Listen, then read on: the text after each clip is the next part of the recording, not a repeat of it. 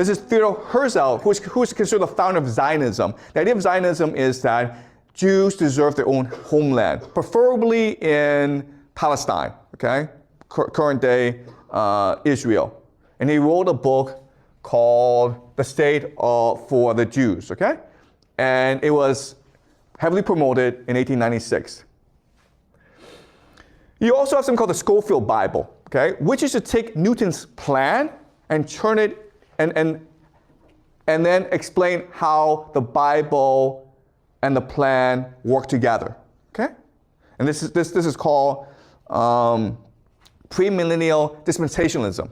Okay, don't worry about the idea, okay? Okay. All right. So 1917, you have Lord Rothschild. Okay. Balfour, the British government is sending a letter to Lord Rothschild saying, "I have the pleasure of allowing you to create a homeland for the Jews." Okay? So again, this is part of the plan where the British want to create Israel, but they're blaming the Jews for it, okay? They're saying, it's the Jews who want to create Israel.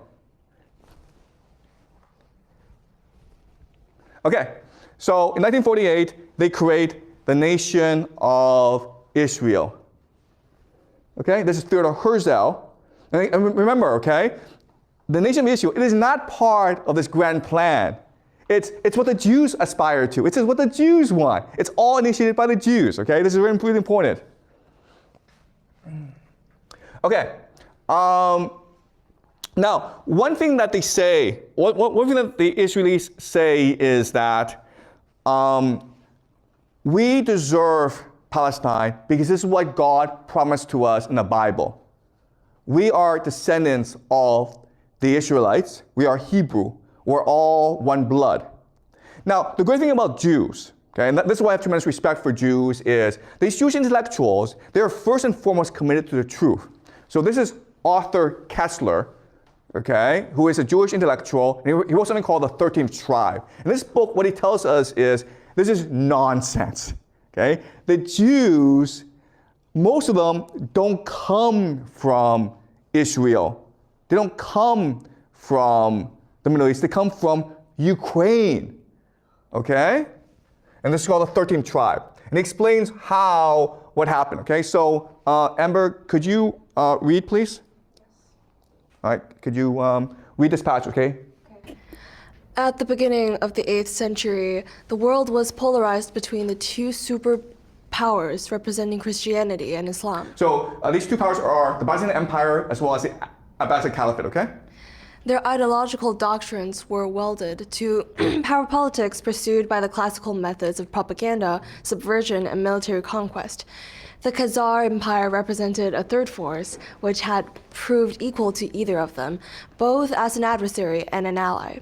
But it could only maintain its independence by accepting neither Christianity nor Islam, for either choice would have automatically subordinated it to the authority of the Roman emperor of the Caliph of Baghdad. Okay, so do you understand this idea? It's very simple. You have these three powers in Eurasia. You have the Byzantines, and you have the Abbasids, okay? Byzantines are Christian. The Abbasids are Muslim.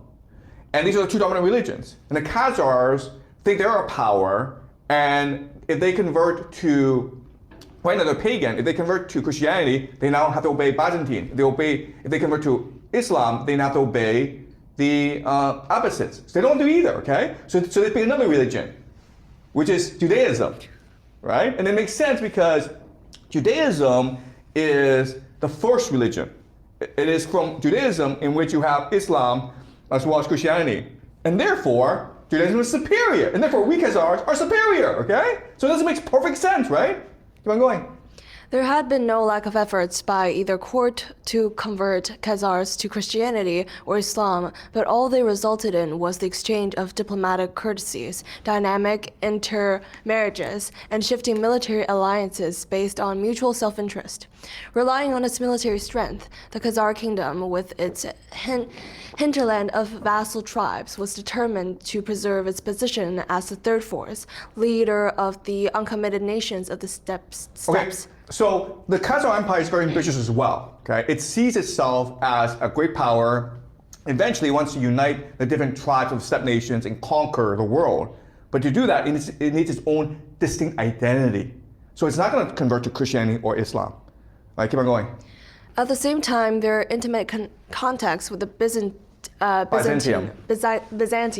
and the Caliphate had taught the Khazars that their primitive shamanism was not only barbaric and outdated compared to the great monotheistic creeds, but also unable to confer on the leaderships the spiritual and legal authority which the rulers of the two theocratic world powers, the Caliph and the Emperor, enjoyed. Yet the conversion to either creed would have meant submission, the end of independence, and thus would have defeated its purpose. What could have been more logical than to embrace a third creed, which was uncommitted towards either of the two, yet represented of the venerable foundation of both? Yeah, okay, this is a very simple idea. Monotheism is very important because the idea of one God gives ultimate authority to one person, which allows for the creation of empire, right? Otherwise, every God is equal and you have like a lot of gods. So it's important to have one God. You have three religions that celebrate one God. You have Islam, which is doing very well. You have Christianity, which is doing really well. You have Judaism. And no one's practicing Judaism, so let's just take it for ourselves. Really simple, okay? So this was a mass conversion of an entire people to Judaism, okay? Does that make sense?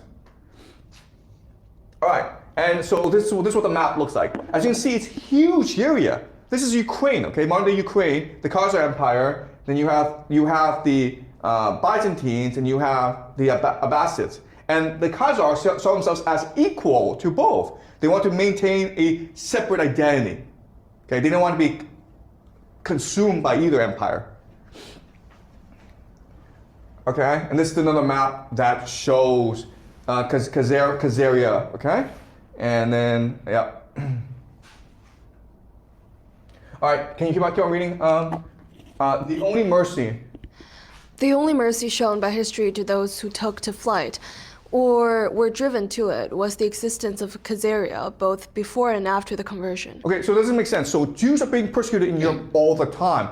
They have no place to go except Khazaria, which is now the Jewish homeland.